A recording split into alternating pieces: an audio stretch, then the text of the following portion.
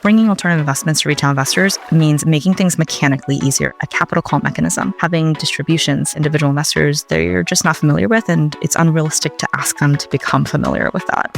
Welcome back to another episode of Tank Talks. I'm your host, Matt Cohen. On this week's episode, we welcome Wendy Li, co-founder and chief investment officer at Ivy Invest, to take us behind the curtain of endowment-style investing.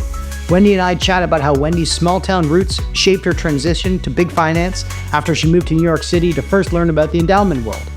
Next, we discuss the lessons learned from her time at two storied endowments, the Metropolitan Museum of Art and the UJA Endowment, and how David Swensen's famous Yale model influenced her and the mentors she had worked with who worked alongside David. Wendy opens up about how emerging managers can build trust with institutions and endowments when raising capital, and how to navigate rejections while keeping things less transactional. Finally, we ask Wendy to share why she left a traditional allocator role to launch a fintech startup called Ivy Invest, and the risk associated with that decision. Now let's jump into the tank for this week's episode with Wendy Li from Ivy Invest. Thanks for joining us in the tank today, Wendy. Thanks for having me, Matt. I'm thrilled to be here. Wendy, I'm super excited to chat with you because it's not often that we get to speak with chief investment officers of endowment funds. But, our audience is obviously interested in learning about what you're working on, but maybe you can give us a brief background on yourself, where you grew up and your early career highlights and how you ended up in the endowment world. Yeah, for sure. So I grew up in a small city in Pennsylvania, which is actually still very near and dear to me. Then I went to college in New York. I've been here ever since. And in college was really where I was introduced to this concept of finance and started thinking about, next steps, what type of career do I want to be in?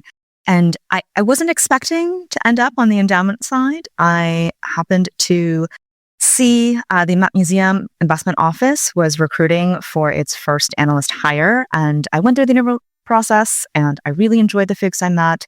I still didn't really know what I was getting into, even when I accepted the offer, but I had this hunch that it was going to be a really different and potentially really interesting career path. And that turned out to be the case. But like I said, at the time, endowment and foundation investing was just this little known corner of finance.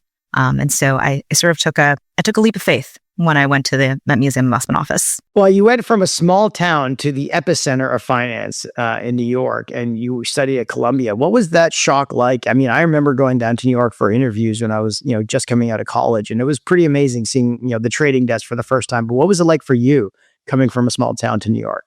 Coming to New York felt very normal in the sense that I feel like I've innately just been a big city person. Didn't get to be that in my smaller city growing up in Pennsylvania, but the big city suited me really well. That was sort of fit like a glove initially. The finance scene at Columbia, and it was definitely a scene, was more of a shock. And I think part of that was just having no exposure and not really knowing what the finance industry was prior to coming to Columbia. And then here I am on campus among these really, really bright students, all of whom were incredibly prepared and seemed to have this extensive understanding of both what finance as an industry was, who the big banks were, what the various groups were within the banks. And a lot of the kids even knew like what particular group they wanted to be in. And so this was like 2005, 2006. And, it was so funny because these groups were unfamiliar and foreign to me, but folks would be like very specific. I want to be in FIC, the fixed income commodity currency desk. And I was like, oh, okay. So that was a shock to me. And did you get to hear from some of the legendary finance, leaders like Bill Ackman come in and hear, talks from them, and, Seth Klarman? Like, who did you get to interact or see when you were at Columbia that really impacted your views on working in finance?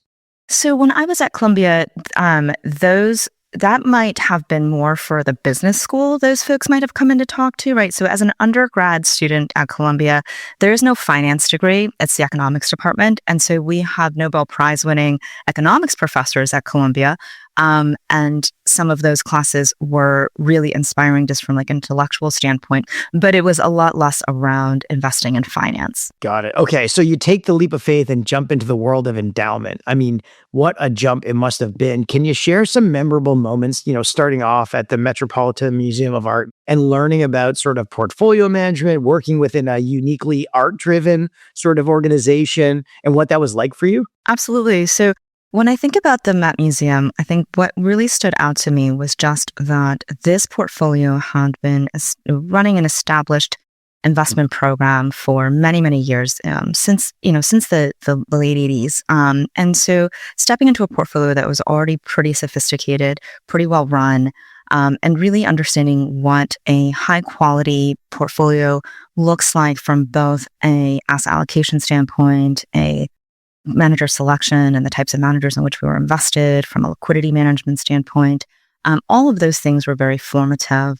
I think the other thing that you referenced was obviously the Met Museum is this world-renowned cultural institution. And so there were just and to this day continues to be, an enormous set of heavy hitters that sit on the board. Right. And the investment committee itself is one of the more coveted committees at the institution. And so being in my early 20s and sitting across a table in our investment committee meetings from former chairs of investment banks and partners and hedge fund managers, like that was its own learning curve.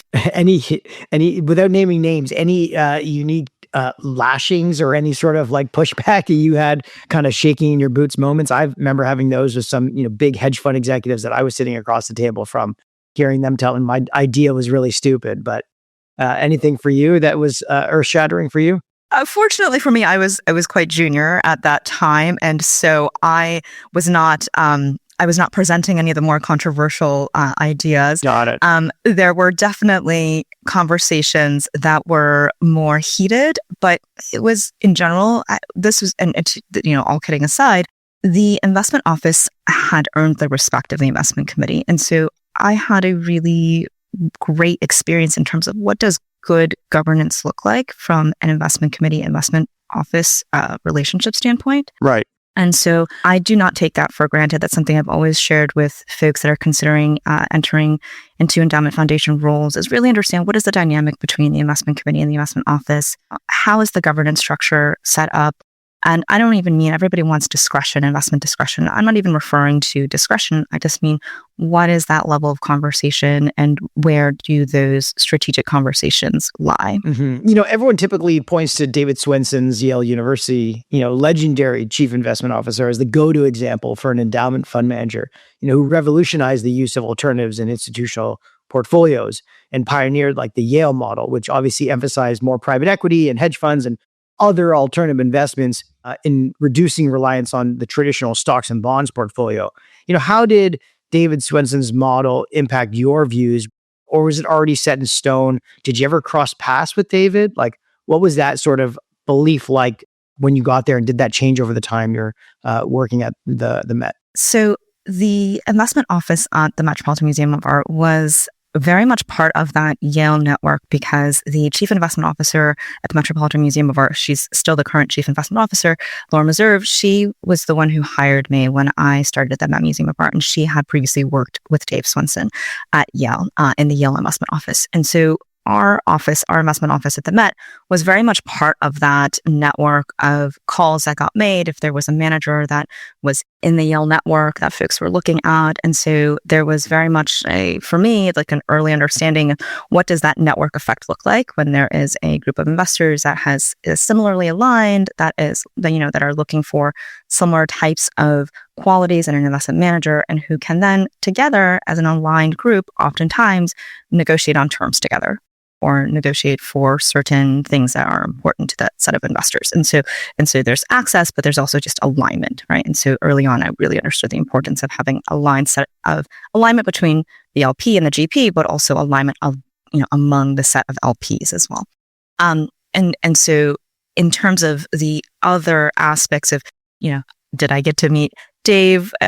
I fortunately, I did have opportunities to meet him early on in my career. I'm not sure he would have remembered me, but certainly just being part of that network because of Lauren, had the opportunity to meet with him a few times. And certainly we held him in high regard in our investment office at the museum. I think the industry broadly holds him in really high regard. Dave Swensen and Dean Takahashi together really had just an enormous impact on how endowments and foundations continue to invest. That's incredible exposure for such a young, career highlight for you. But, you left the Met and you moved on to a role at the UJA as the director of investments.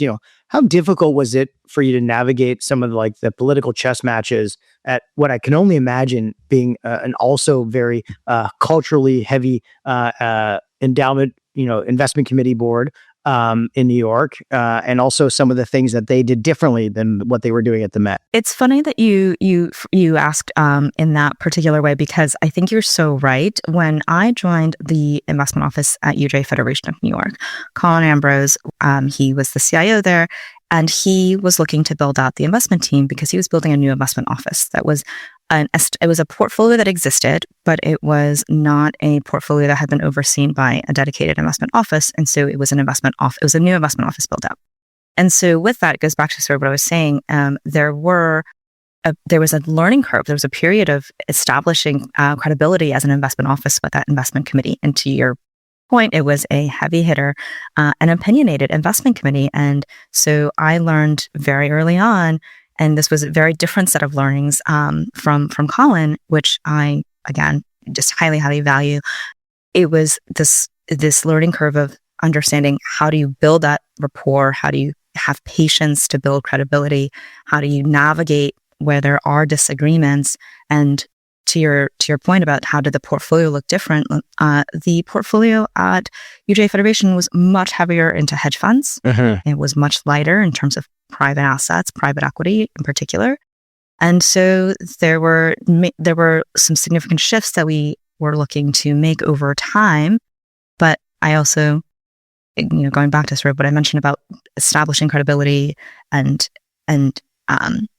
taking and being patient in terms of building that rapport with the investment committee, I watched Colin build that over time, and it served us well as an investment office for during the time that we were there. It's really interesting to hear you say, like, the time at the Met taught you about, like, sort of understanding everybody's character and sort of where they were coming from on the IC side. I feel like that can be translated to many different boards or founding executive roles across many different organizations. We have, as our fund has an LPAC, we have to obviously coordinate with them. We don't have an investment committee as a fund, but we still have, the partnership that has to work through that and then explain ourselves to our LPs, who are like our customers, and so on. So I guess what I would love to understand is, when you had this like portfolio of hedge funds, those were long-standing relationships, I can only imagine. Were you the ones that had to sort of understand and untangle those relationships that were probably set for maybe decades and then have to rejig the portfolio? Or were you able to lean on the experience of some of the people on the IC and help you understand how to untangle a lot of those existing LP commitments? That's a really good question. And there's, for better or for worse, a pretty easy answer on that one. It was very much on the investment office to re-underwrite every manager. And we had to own that choice of whether or not we were going to continue and stay invested with those managers that we chose to stay invested with, or whether we were going to terminate the relationships that we did not think made sense on a go-forward basis. And we had to own those decisions. We didn't have to own the past track record of some of the managers that, maybe underperformed, and was very clear why we were looking to exit those relationships, but we did have to own those decisions.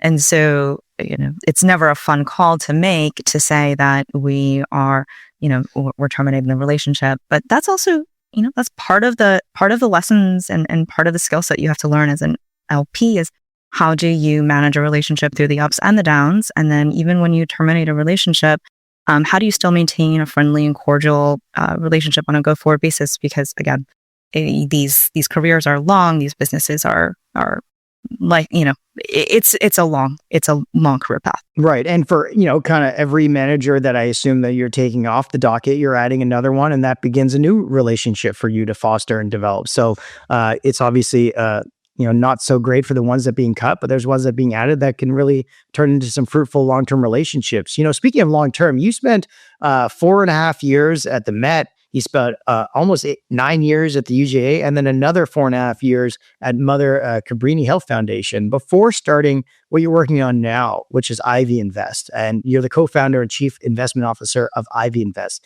What was the decision for you to take your traditional allocator role, and go start Ivy Invest and sort of take a pretty hard, sharp left turn into becoming a founder? That decision process was a lot longer and it was more convoluted than I'd like to admit.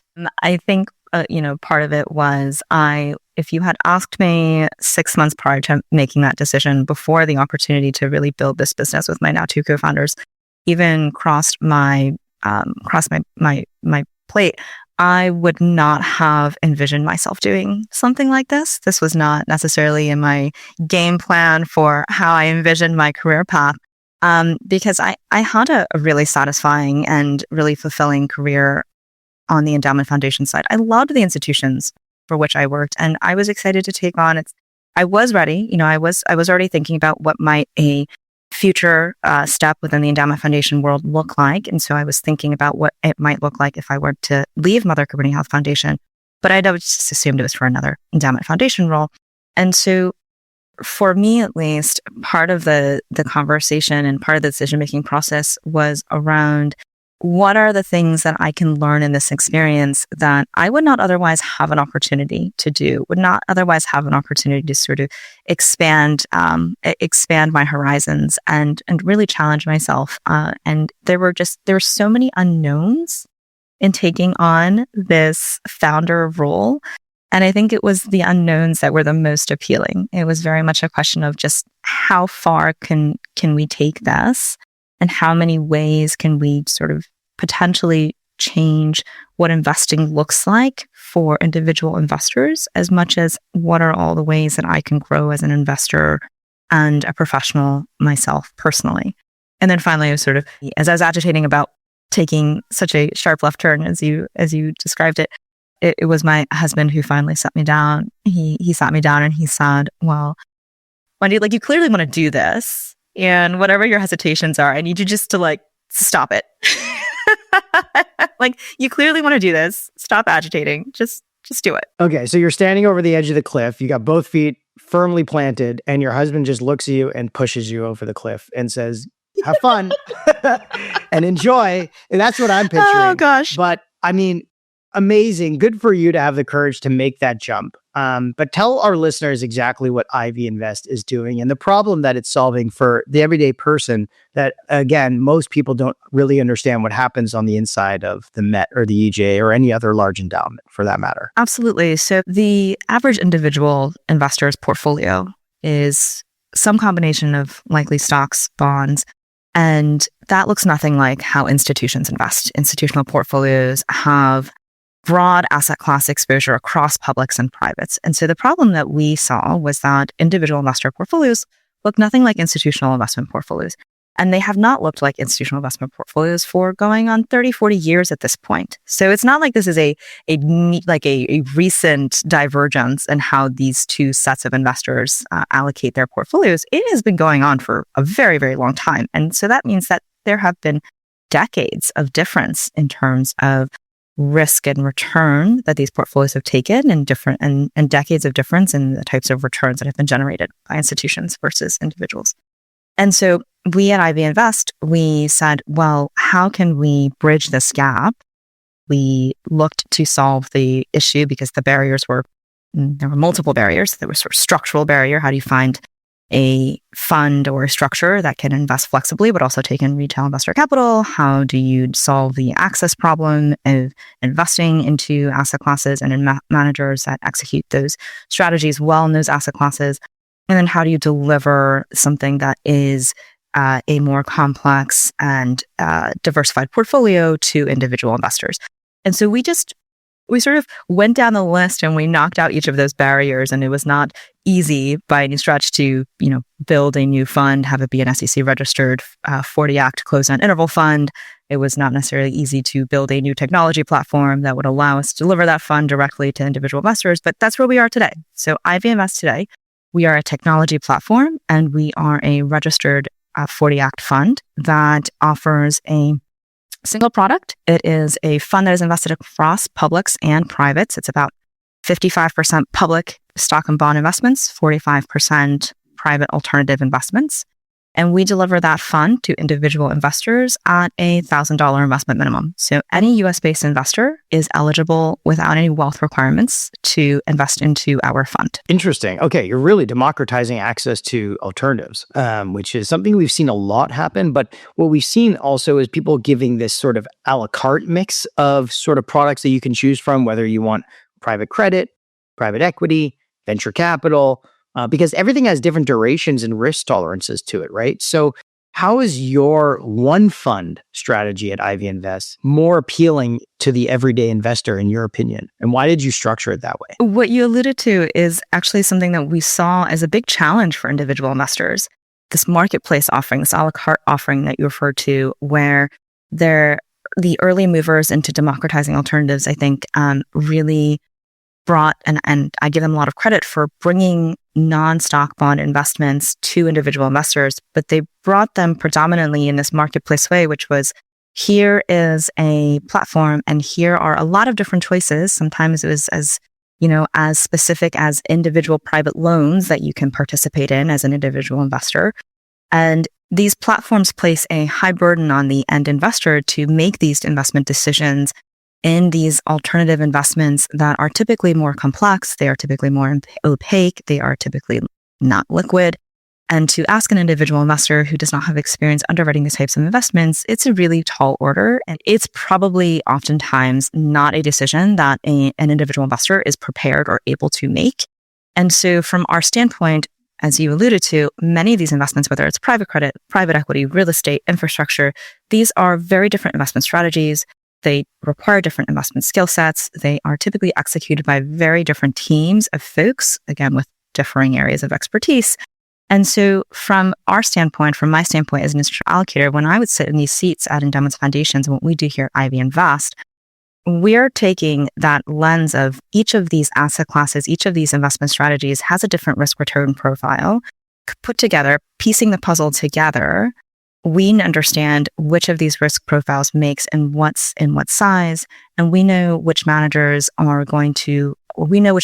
we can underwrite which managers will execute on these strategies well. And so we can shape that whole portfolio and create a sort of put the puzzle together and deliver it as one complete puzzle set to our end investor, which removes a lot of that burden of individual decision making that I think, again, our end investor might not be equipped and probably realistically would never be equipped to make. Right. I guess the one thing with retail investors is, like I said, the liquidity and the duration and the window as well. Because with open-end funds, you can invest at any time, right? They're marked maybe month to month or quarter to quarter. But with closed-end funds, you can't really get in, right? Once there's a final close on a venture fund or private equity fund for that matter, you can't really put more capital to work. It's all been committed but not called. So I assume that you're trying to match the timing and when individual investors are committing to your platform with the typical fund structures that match those types of volatility in terms of commitments. Yeah, actually, so our fund platform, our platform, it is meant to mirror what our end investor, what individual investors are more familiar with. And so one of the closer comparables is, let's call it mutual funds, for instance, or something that folks are very familiar with. They're familiar with the exercise of purchasing shares of a mutual fund and then selling shares of a mutual fund. And so in many ways, our fund has a similar feel to it in which you're purchasing shares of our fund, and then you're also ultimately selling shares of our fund. So the difference here, the key difference in our structure, we are technically a closed-end fund, but it's got a lot of open-end features to it. Like there's no end of life for this fund. It is available for daily purchase. And what we offer are quarterly repurchase periods. So if an investor would like to take assets out, it is on a quarterly basis. And there is a 5% fund level gate effectively where we offer on a quarterly basis. How much? 5% you said? Yes, that's right. On a quarterly basis, we offer to repurchase up to 5% of the outstanding shares of our fund. Right. Because it is in recognition of the fact that we do hold less liquid investments. Of course, you want to be fully invested mostly. Exactly. And so we don't ask our investors, and I think this is key. This is very critical for bringing alternative investments to retail investors means making things mechanically easier as well. Mechanically similar to what folks are used to. And so that means that having, to your point, a capital call mechanism, having distributions, having to model what somebody's NAV in the ground looks like at any given point in time, and having liquidity on hand to meet capital calls that can be unpredictable and timing.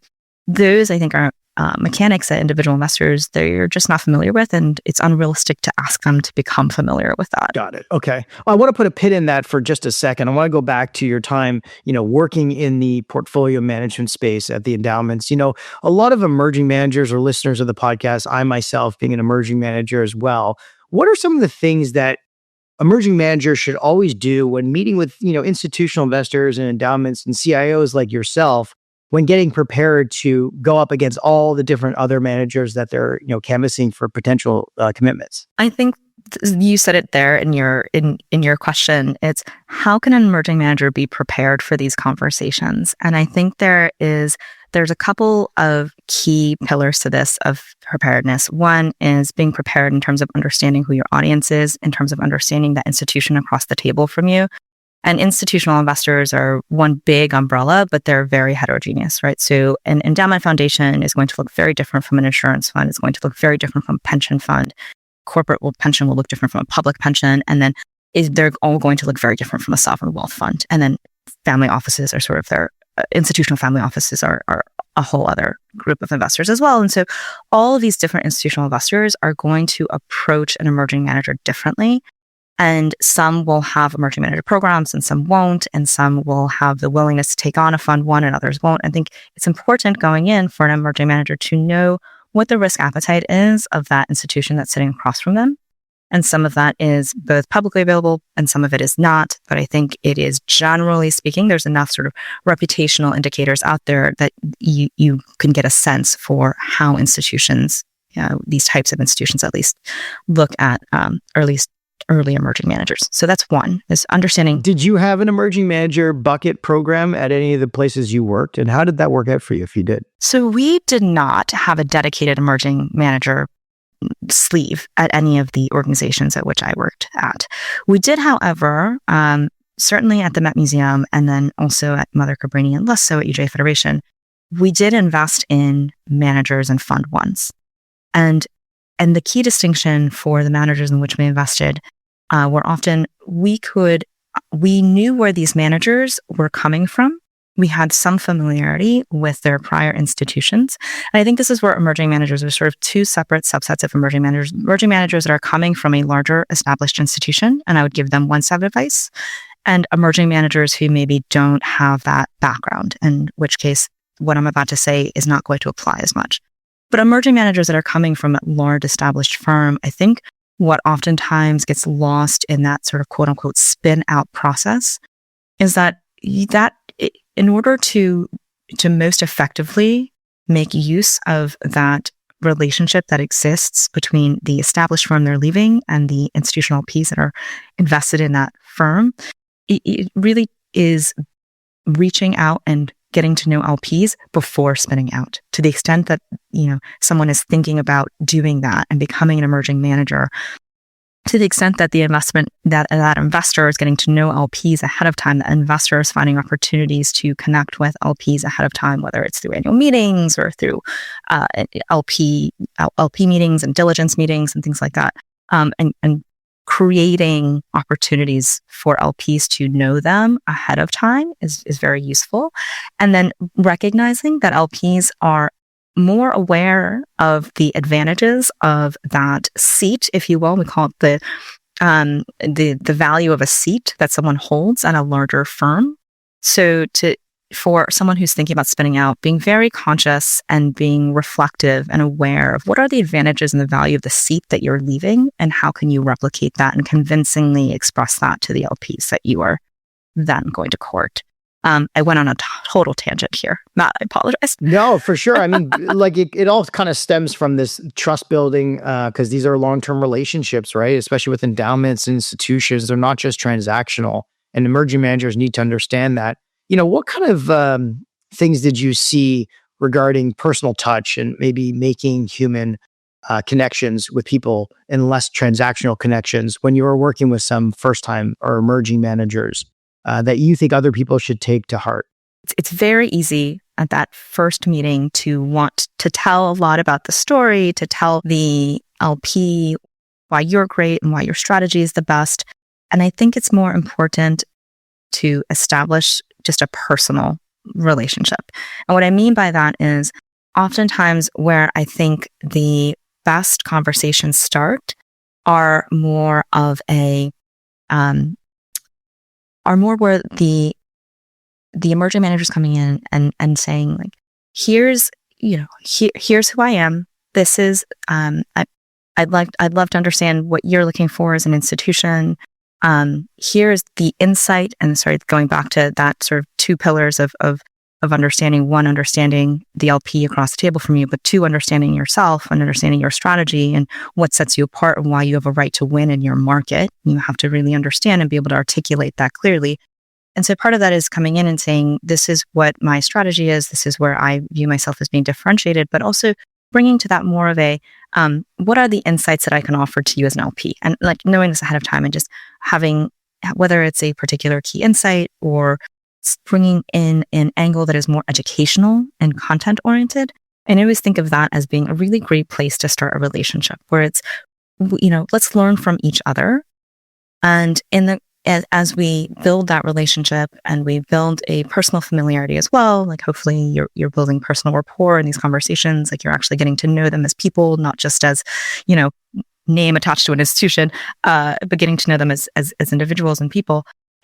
Sort of those things combined together are, I think, the foundations for an ongoing positive relationship. We are providing ways to, again, being educational and finding ways to establish a personal rapport, and then finding a way to continue that conversation in a way that is continuing to get to know each other, but not sort of hard pressing and saying, when do you think you'd be able to invest, right? Like not a great question to ask in a meeting. Definitely not, and one I've probably had to learn the hard way. I guess, going on that same vein, what sort of pieces of advice did you get from mentors that you worked with that you think other people should listen to as well when it comes to working with institutional investors? The best piece of advice is also really difficult to take, which is to have patience and to build into that blueprint for your firm building or your fund building into that blueprint, the need for time. It takes a lot longer to translate relationships into investments than I think most folks realize. It can often, when I think of some of the investments that I have made over the course of my career, some of those investments were made 2-3 years after an initial conversation, sometimes as long as 5-6 years after an initial conversation. Like, when I say this is a long-term relationship building exercise, I really mean it. And patience, having patience is important.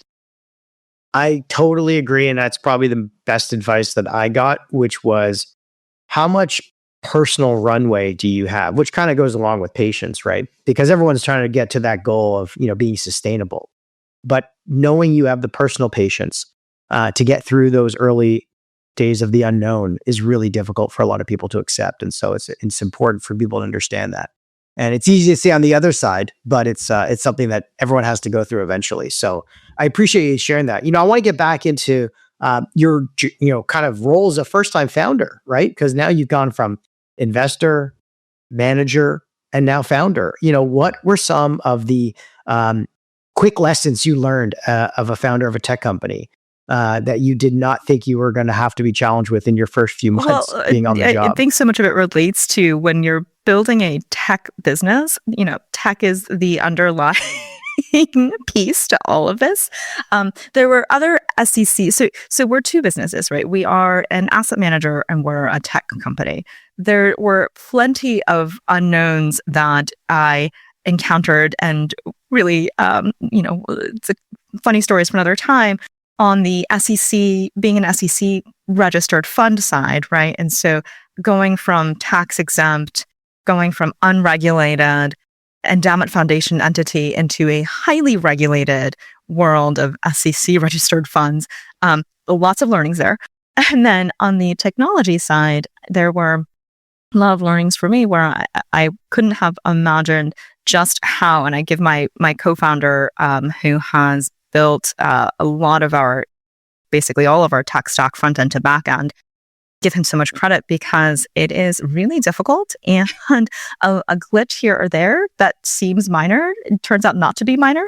And so, for instance, one of the things that occurred over this past summer, was as we were starting to roll our platform out to more of our friends and family, we uploaded our platform away from something called Test Flight, which is this sort of developer app that's offered by Apple, and you can share that selectively with individuals, and there's no public access to it, right?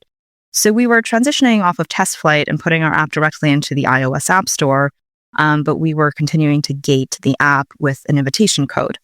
And so we hadn't shared, we weren't widely sharing the app. If you searched for it, you could find it, but if you didn't know it was there, you wouldn't have known it was there. And if you found it, you would still need an invitation code to access the app itself, to download it and then create an account. Or so we thought. Because within a week of putting our iOS app into the App Store, we realized it was being downloaded by folks that we had no idea who they were. And there were folks, a handful of folks who had opened an account, and we were very confused because we hadn't shared invite codes with these folks. And it turned out that we had accidentally set it so that if someone requested an invite code, it just automatically kicked one back to them. That was not the intention. Fantastic. And so, Open the fortunately, floodgates. we very quickly realized that, and it ended up being a perfect good thing. We got some investors we wouldn't have otherwise, but it was, for me at least, eye-opening in how a very tiny little thing can have wider consequences. It always starts that way, Wendy. It always starts that way. That's okay. That's a quick lesson. I'm glad you learned that. You've raved about your co-founders. Tell us a little bit about them and what makes the working with them so exciting and dynamic for you, especially during some quick, tough times that you just talked about. My two co-founders and we could, in many ways, not be more different. I come from this very buttoned up, conservative world of institutional investing. And my two co-founders, they come from tech startup world. One of my two co-founders, my phenomenally talented co-founder who has built our entire tech stack, he has spent his whole career at consumer-oriented tech companies, Google, Dropcam, Nest, and he was, early days in some of these companies. And so he just has a very different mindset. My other co-founder, he is a repeat entrepreneur, and he has built and exited a couple of VC-backed businesses. And so again, just very, very different mindsets. And so it's sort of comical when we come together because I have a very different way of thinking than they do. But at the end of the day, all three of us, we are older. We have each found career success in our prior paths. Like, we are all driven, and I don't know how to say this, but we're all very driven and adults that we trust each other to take care of the things that are in our respective purviews. Like, for me, investments; for my co-founder, tech; for my third co-founder, a lot of things that are sort of fall in the gaps he handles for us. He wears a lot of hats. And then when things get tough, conservative institutional investor side, it's very much like we're highly risk aware, and we're always thinking about what are the downside risks. My two co-founders are very much like sunny skies. Here's what the best case scenario could look like. And so they're just optimists. They're consummate optimists. They're good natured. They're funny. When things hit the fan, which they do, they crack jokes, and they're just fun folks to work with. But again, they're adults.